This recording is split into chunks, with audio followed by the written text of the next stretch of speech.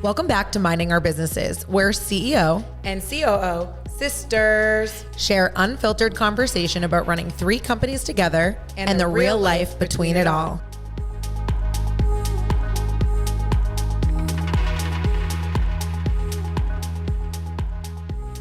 Episode 2, Improving Your Mindset Quickly. I'm Rachel Shifter. And I'm Carli Rubin. I am so excited to be back for episode 2. I know, couldn't come soon enough. Such a vibe. So today we're talking about mindset. Mindset is everything, the only thing that matters. Yes, it is. And you have taught me a lot about mindset. How so, Carli? Just a lot. I've changed a lot over the years with my mindset. I think you just know what you're talking about. Well, I think mindset is an ever evolving topic, Definitely. and I think it's something you always need to be working on. I personally was thinking a lot about this topic, and I was like, is this more for personal or professional for our viewers and listeners? And I really concluded when I was kind of going deep in my head about this in my meditation that it's the same thing. They are one. Like literally your personal mindset is your professional mindset and your professional mindset is your personal mindset. And you can't have a good professional mindset without having a good personal mindset.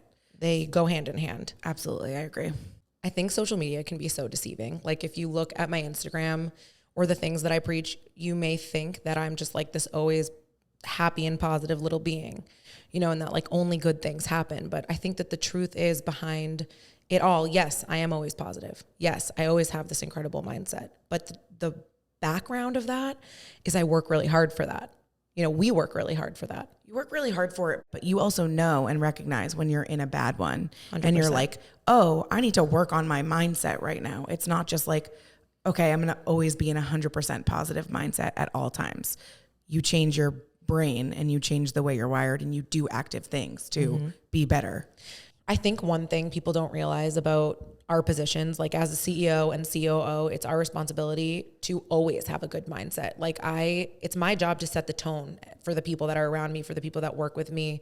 And I've noticed that if I come to work with my baggage and if I'm having a bad day, I affect everyone around me. And like we were saying before, it requires work. It's not something that just comes naturally. You have to recognize when you're not in a good mindset. And I think for me, it's not always about being in the best mindset. It's about being able to go back to a great mindset and understanding what I personally need to get there. And I think today's episode is all about like telling you how we do that. And I think like we were saying, we're different. And so I think kind of explaining those 2 different ways of how we get back to that great mindset and the way you get out of a funk, that's the topic we're talking about today. And just recognizing it in general. Because if you finally recognize that your mindset is your way of life and it can change your life, it will make your life better. It affects everything. And actually, one thing that I was meditating on this morning, I always open books and kind of like go to a different page to get a message. It's funny that you say that because one of the quotes I came to from Napoleon Hill was, change your mental attitude and the world around you will change accordingly. You change your mindset and it affects everything else energetically. That energy will change your life. Well, it's law of attraction. Literally. I mean, what you put out is what you get. 100%. And I believe in that too, because I am someone, and I know we talked about being different, who can be in a very negative mindset. I can really get negative, and I choose to surround myself with people, especially like you, especially like Mom, even Joe, who can get me out of that mindset and make me understand that everything's going to be okay. Definitely. And it always is. The dots always connect. Absolutely. They always do. So this past month was really hard for me personally. And I had to put extra work in just to be at my baseline of okay. And like I said, that was my responsibility to do that. I look at that as my responsibility personally and professionally. When I'm with my daughter, I want to be in a good, sound mindset. She deserves that from me. And when I'm at work, I feel my coworkers need that from me as well. And you work really hard on that. Like you're the person that does it and does what she says and actually puts work to do so. Like, for example, when people are complaining like, oh, my life is so hard, or I'm having 2 to 3 kids and like I can't get to the grocery store and I can't do this and I can't do that. You're like, it's all good. It's a choice. It's a choice that you make. I've never heard you once complain about Lily, anything she does, anything that you could be running on 1 hour of sleep. None of that. I don't believe in complaining, and we're going to talk about that. I have one more quote, not to be preachy, but I really liked both of these quotes in regards to today's topic. This was so interesting to me. Positive and negative emotions cannot occupy the mind at the same time. Also Napoleon Hill, AKA you can't be positive and negative at the same time. You have to pick one. You have to pick a path. I've actually never even thought of that in my life. So it's a choice. That is the point. It is a choice. Positivity is a choice. Mindset is a choice. Putting the effort in and the work in is a choice. So we've outlined some topics today. I think you and I are on the same page about them. The first topic that I really want to dive deep into is the concept of slowing down to speed up. This is something we talk a lot about at work, and it's something I do a lot in my personal life. When my personal life and my professional life are speeding up very quickly, my days are not my own. I wake up, I meditate, and then I go straight to taking care of Lily. And then I, make breakfast for my family, and boom, boom, boom, boom, boom, boom, boom, boom, the day just kind of gets away from you. It's 5 o'clock. Yeah, literally the day is over. How do you find the time to slow down? I think you have to carve it out. And I think you have to value the moment of clarity, and really taking the time to get in touch with your feelings. Slowing down speeds you up. My advice on slowing down to speed up, when I have a lot to get done and I'm looking at my to-do list and I'm like, oh my God, how am I going to get any of this done? You have to time track every single piece in order to get that done. So I will be like, okay, on Tuesday, I'm going to cross off this, this, and this. On Wednesday, I'm going to cross off this, this, and this. Mm-hmm. There's no way that you're going to be able to get everything done in one day. Exactly. So you have to prioritize what's most important. What can I do? How can I do it? And how can I get other people to help me and delegate to slow this down so I don't feel like I'm running on a treadmill so fast that I can't shut off? And you can delegate personally and professionally. I think the point of slowing down is to gain clarity, to understand what you need, right? If I'm feeling really stressed out personally, I need to communicate with my husband or my support person or somebody on what they can do to help me.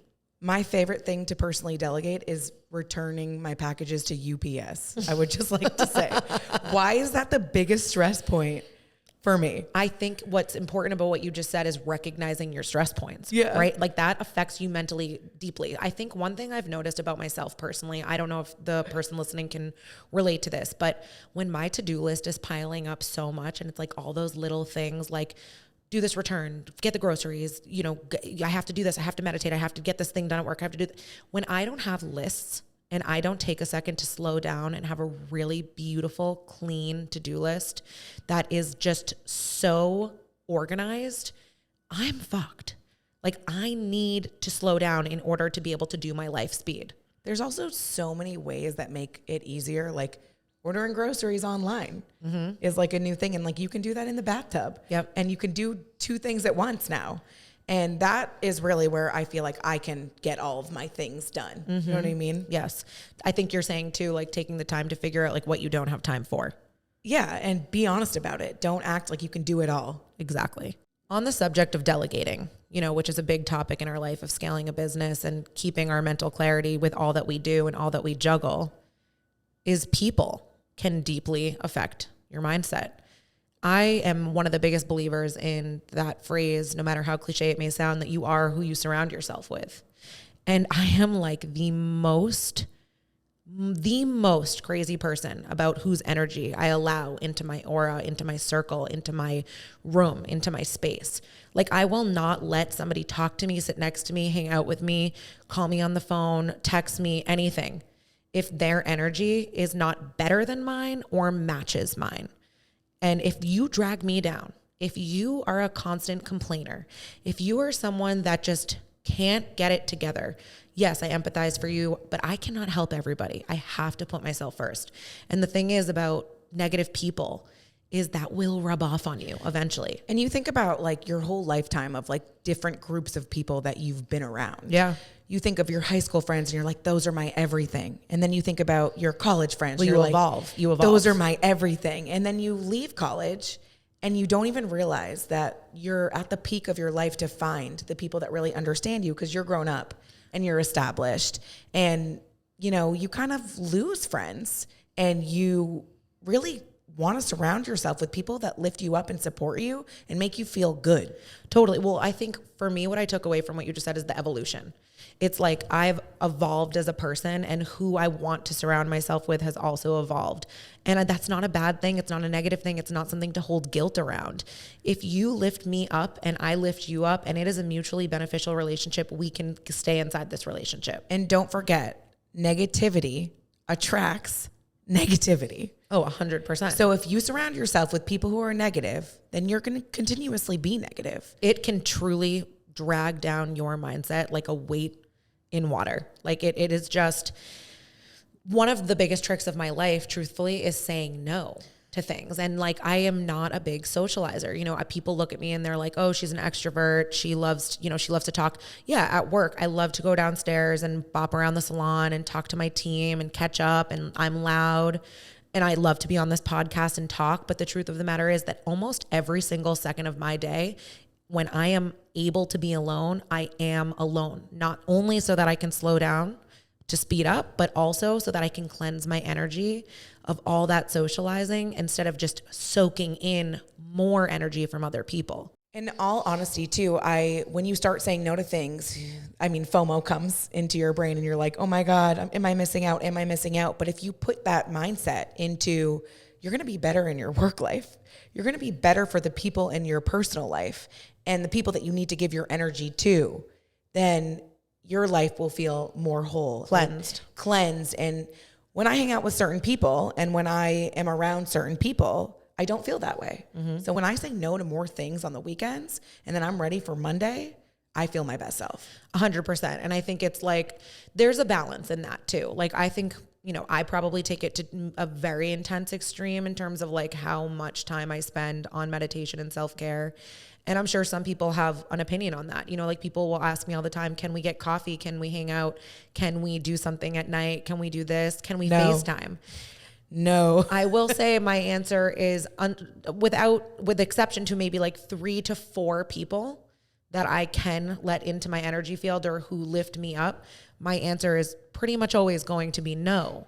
And it's not offensive. I think the people that take offense to that are not the people that are my people, because to me, it's like you're supporting the fact that I need my alone time. Yeah. And that to me is the most important. And the reason I think this is an important topic on mindset is because you need to, like we said, take the time to slow down, to analyze personally and professionally, where am I, lacking, or where do I need more self-care time?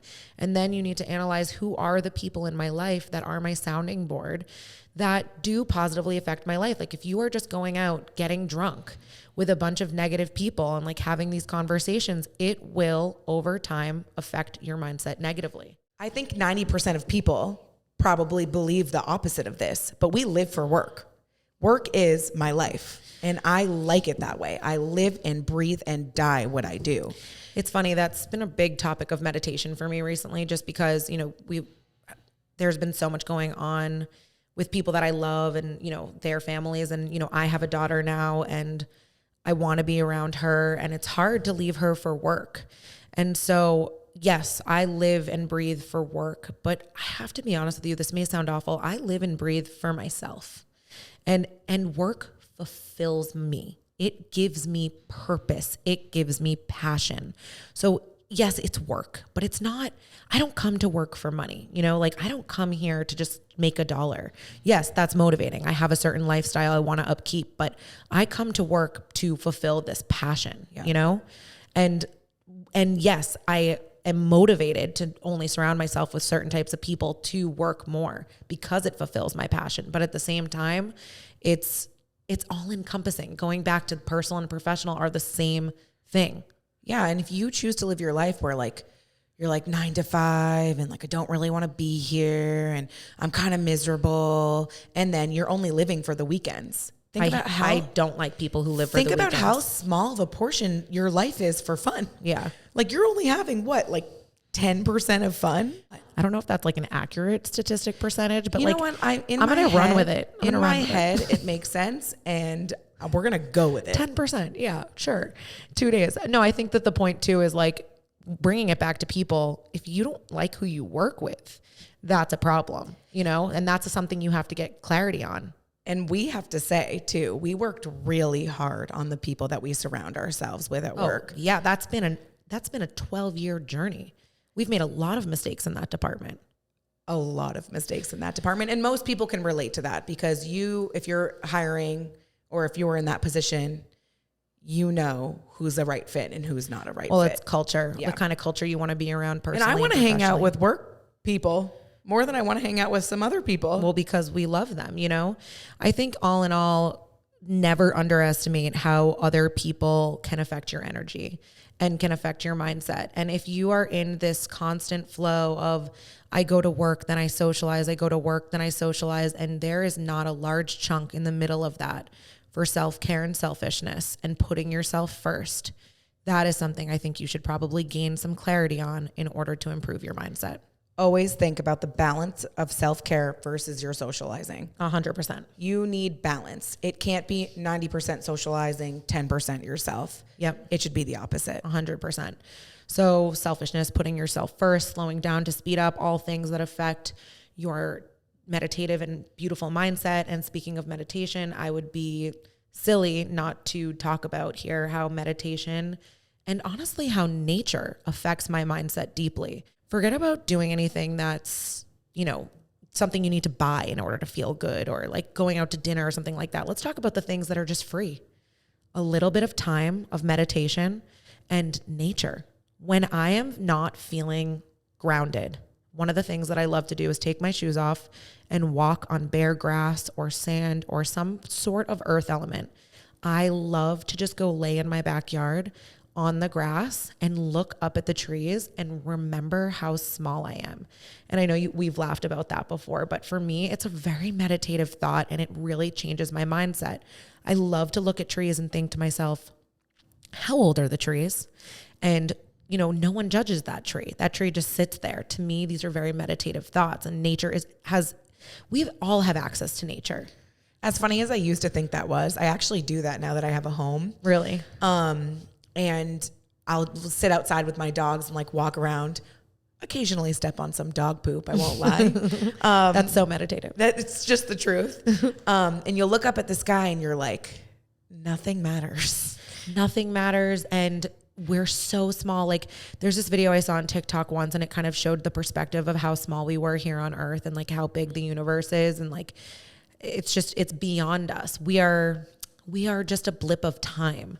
So if you're in this really awful mindset and you're stuck in this kind of like negative whirlwind, go into nature, go look at a river, go stop at a park on the way to work, stop on your way home from work, find your peace in the sunset, find your peace in the sunrise, in a tree, in the clouds, in the sky.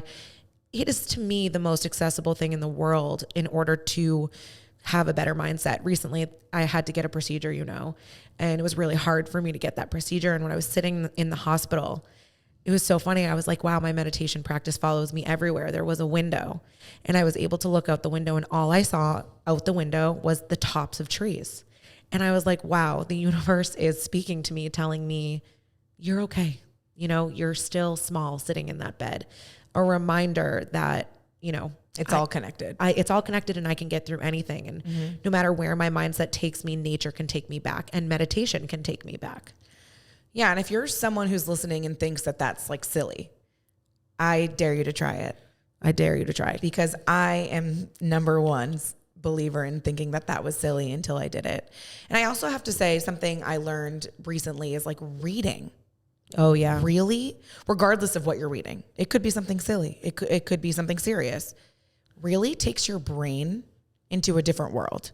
Oh my God. When I catch myself, I sometimes feel like I'm OCD where I'm like repeating these bad things in my head that are just coming back up. And like, you know, when you kind of talk to yourself in your head and you try to get those feelings down, reading and listening to other podcasts have really filled my brain with other things that are not nonsense. Well, yeah. So I think I really love that you brought that up because I think meditation is something like a lot of people associate with just sitting there and doing breath work. It's actually not how I view meditation. Meditation to me could be anything. It could be cooking. It could be sitting in nature. It could be reading. To me, it's actually a practice. You know, I studied under a Buddhist monk our dad is a Taoist priest or studied under it. Our dad is not a Taoist priest. Our dad studied under a Taoist priest. We have a lot of meditative things kind of infused in our blood, you know, looking at a candle flame and doing all of these different things, slowing down. And I think truly it's kind of about finding your practice. I do think breath work is important. If you are someone who has trouble sleeping, if you have insomnia, if you have major anxiety, if you have, you know, trouble with anything, the breath can take you back in every religion, and mainly, you know, Buddhism and the things that I study, and Taoism. The breath is life, you know? Yeah. And it's an undeniable fact. I think for everyone, like, find what makes you feel meditative. Right. I think is the goal here. Like, if that's hitting up Trader Joe's on a Sunday and like stocking your fridge and like cleaning it out and like getting clarity on your home, or like putting your clothes away, or going for a walk, or And do more of it. yeah, like that is something that I definitely struggle with. I'm like, I'm going to wake up on Sunday morning and I'm going to do all of these things and be motivated. And then next Sunday, I'm like not doing any of that. So, Well, also I think too, like what you fill your mind with. Like you knew I was going to bring up this topic. I don't watch reality TV. I do. I don't watch shitty TV. I don't watch things that have negative messaging. I am very careful with what I fill my mind with. So like when I'm reading, one piece of advice I may have for you, yes, it's meditative to read Colleen Hoover and to like swoon over the sex scenes. Yeah, like that's an incredible. I got to get on the train. The Colleen Hoover. I got to get on the it's- train. It's a move. Like I will tell you, those books are steamy. That is one form of meditation, but other forms of meditation for me are, you know, reading meditation books and reading things like that. So I think it's both. I think, yes, it's Which Trader make Joe's. You gain another perspective, I think is 100%. And like that affects your mindset. Because if you're in this spiral out of control and you're feeling really negative, or and you're in a bad way and you want to bring yourself back, books and learning and nature and breath work is the way to go. Well, I think you answered my question, because it's like, that's where the consistency comes from. Definitely.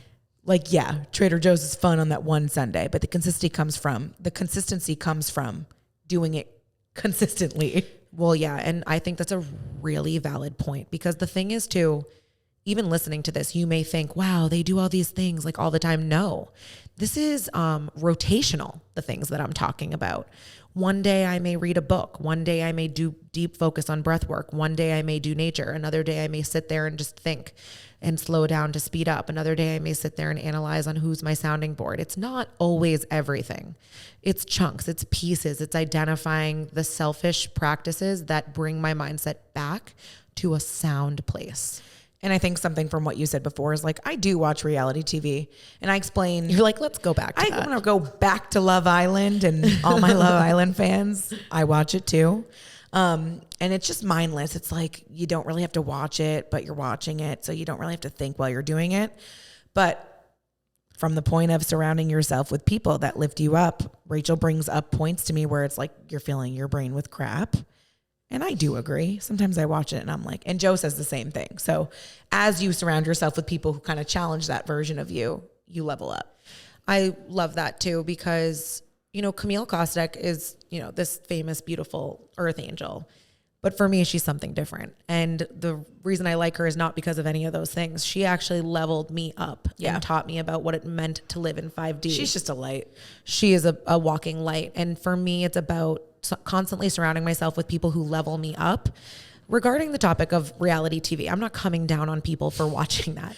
I think when you talk about like me kind of checking you when it comes to those things, like when I'm in the morning in my meditation and you're texting me TikToks, I respond to you and I'm like, what are you doing right now that's not giving you clarity, that could be giving you clarity when you're just watching TikTok? And I know I'm in trouble, because when in trouble. I get in trouble, and then I'll just send them to people who won't yell at me for it.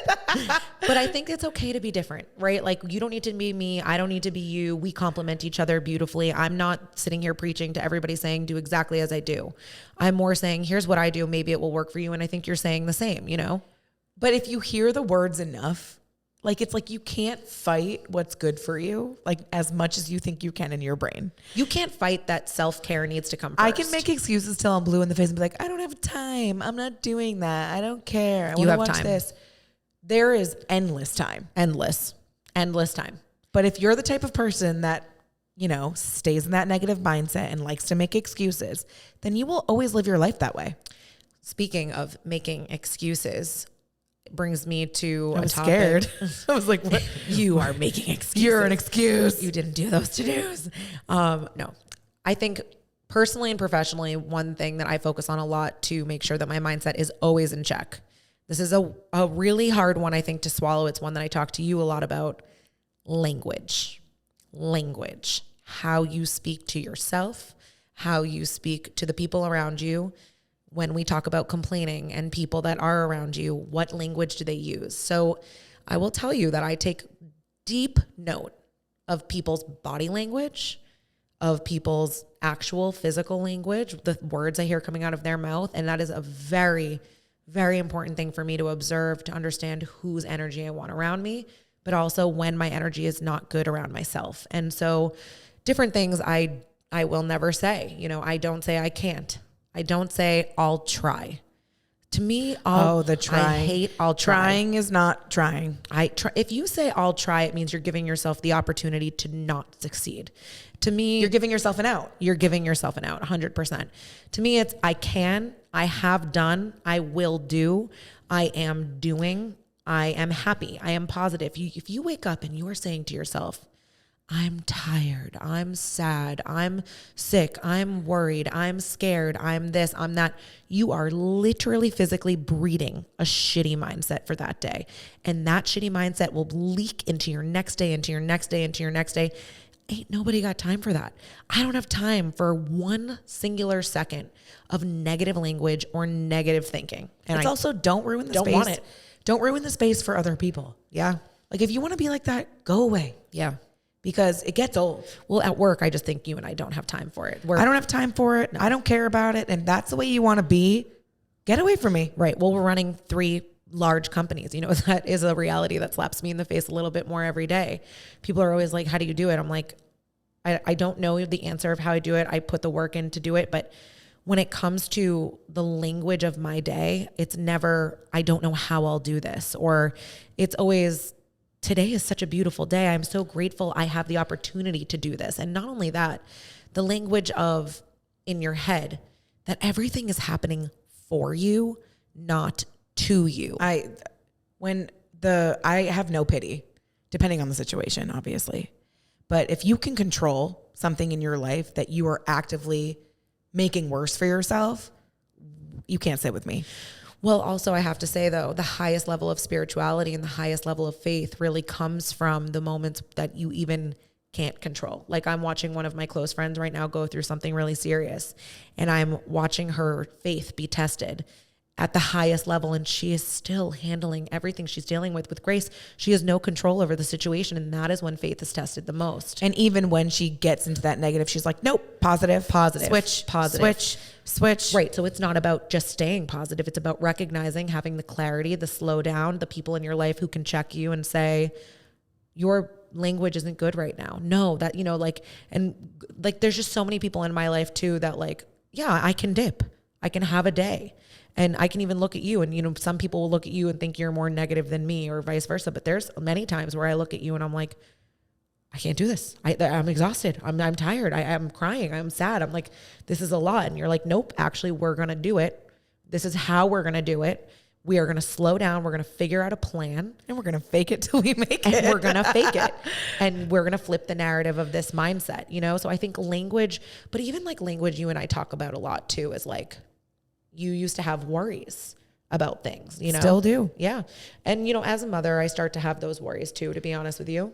And they become like obsessive in my head. Thoughts. And when I know they're obsessive in my head, I will pull out the Peloton. I won't lie. I will pull out that Peloton app and I will take a meditation for 10 minutes. Guided meditations are great. Even if they're silly or even whatever they are, I will do it and I will need to clear my mindset. Because I think, Carli, I have to say I give you a lot of credit because you maybe were someone that wasn't a believer in all the things we're talking about. But maybe at first you don't like to listen to me and you reject the thought, but then you kind of soak it in, you take some clarity, and then you're like, wait, actually, I really did resonate with that thought. Like, let's talk about the topic of worries. Everyone has a worry about something. Like, you have actually changed your language, and I've noticed, like, you won't say certain things out loud anymore, certain things you worry about, or certain words if you put those words into the universe hears you, it attracts that energy, and it will affect your mindset negatively and the actions that come from it. Yeah, I have bad thoughts still, and I always do, but I am working hard on making them better and making them go away. Right. And it's not like I don't have them either. But what I say out loud, I'm very careful about. The language that I use, the way I describe my feelings, and the way I put things into effect into the universe with my language is something you need to put weight on. And then it's like, do you complain or Right. do you rise above? 100%. And if you rise above, really rise above. Yeah. Well, I think what that means too is like not giving into your own drama. Right. Like I really don't like people who like perpetuate their own drama or who like to anticipate their fears. You know, I will never go into a situation thinking in my head or saying out loud or any of those things, this will have a negative effect or won't go the way that I want it. I will always say, like even going into today's podcast, today's going to be the best podcast episode we've ever recorded. Everyone's going to look at us at the end and say, that was a really good episode. I took a lot away from that. And I know that that will happen because I've put it into action, into the universe and in my mind. You know, you can make anything you want happen. It's manifestation. I think that word is being thrown around so much now, and I don't know if a lot of people really know what that means. Well, I was just going to say to you, I think if you could give like a version of what that means to you, I think it will help. I talked about this on a podcast with my friend Erica, and she asked me, why am I motivated to manifest? Why am I motivated to use positive language? And my answer was, and it's my answer now, is I have seen and reaped the benefits of manifestation. It is a tangible thing for me. Manifestation and positive language is not an idea that I just think could happen. It's not a fantasy. Meditation, manifestation, affirmations, positive language is something that I have actively and daily and in every moment I get benefit from. So, And it's a choice. It is a choice. It's a choice to put work into that. One concept I like to think a lot about is that the universe is rigged in my favor. Nothing is against me. Everything's for me. And every single thing that happens on a daily basis is bringing me abundance. We'll really break that down though. If you feel like the universe is rigged in your favor, that will bring you everything you've ever wanted. I know that every occurrence, whether it feels stressful in the moment or not, is not something I'm going to give into with my mindset. You know, like we're recording this podcast and there's been a truck beeping for about 45 minutes of us trying to film this. And every single time I have sat here thinking to myself, what an opportunity to test my patience. I'm grateful for this moment. I made sure I said that out loud and I made a point of it. She did. And it's also like, we could sit here and be like, ugh, Right. the truck. But look at us talking and Namaste. having the best time. Namaste. And I think too, along that is we're not perfect. No. We're never going to preach perfection, and it's never going to happen. Progress over perfection. Issues are opportunities. Right. 100%. That I think is the number one phrase to flip the narrative, especially in work life. I really view I make so many mistakes at work. I've been making mistakes every single day. Something I practice and preach to my team all the time is like, you can only be on this team if you view an issue as an opportunity. If you deny something you did wrong, if you think that something you did wrong is a bad thing, if you try to hide something you did wrong, you're not on the same level as me. I'm more like, let's carry on. Let's learn from it and carry on. Learn from it and carry on. Accountability mindset, you know? You made the mistake. You learn from it. Right. You fix it for the next time. Carry the And you fuck might on. do the same thing next time. Right. Keep going and keep getting through and keep trying. Well, I would have to say, or just do it. Yeah. No trying. Exactly. Good language correction. Thank you very much. We're not perfect, but we're making it happen.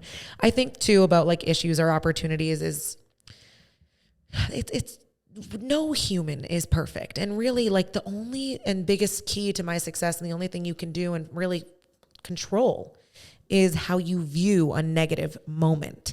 So I have viewed in my career every single issue that has slapped me in the face as an opportunity to excel and rise higher and hit the next ceiling. And that is why my ceilings are endless. And also, you just got to cross the bridge when you get there. You can think about all of these negative things that might happen while you're on that path. And you know what? Some things might not go your way. There might be a bump in the road. There will always be a bump in the road. But cross the bridge when you get there. Yeah. I think a lot of people anticipate, like we said, their fears. I'm afraid this will happen. I'm afraid I can't handle this.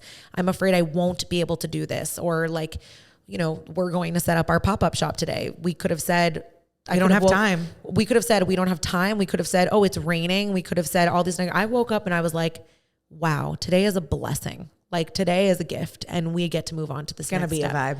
It's going to be a vibe. And I just know it. And I am manifesting that. I am using my physical language. I wrote it down in my journal. And I think I will just kind of give you like this tangible piece of advice. Like there are 3 ways in my head to manifest something or to use language. Writing it down is very powerful. Journaling, saying it out loud, and thinking it. Those are the 3 ways that I use language appropriately. I'm with you. I love it. All right. We just covered a lot. There was a lot of topics here. I think all in all, we have determined mindset is everything. And we have determined that your mindset that you have in your brain can manifest physical things in your life. So it's like, there's free ways to handle this. There's, ways that you can buy like a guided meditation or do a guided meditation on YouTube. You can just sit there and breathe. You can sit in nature and stare at a tree, whatever it is for you. I think in conclusion, you need to find a practice that works for you to heal your mindset, to get you out of a funk. And I will say, I do see that the world is hurting right now. I see the positivity. I see the light. I see that people are transforming, but I also see that people are in pain. And so I think this message is to whoever's listening. You can get out of that funk. You can improve your mindset. Even if you feel like you're in a great mindset, and you can improve it. And be a little more selfish. Be 100% more selfish. Yeah. And being selfish is not a bad thing. No, it's not. I think all in all, I wish for you the most beautiful mindset. And I know whoever's listening to this right now, I know that you were affected positively from this. And I know you're going to have the most beautiful rest of your day. And I wish that for you. Have a beautiful day. We thank you for listening to episode 2. And we love you. We're so excited for the next one.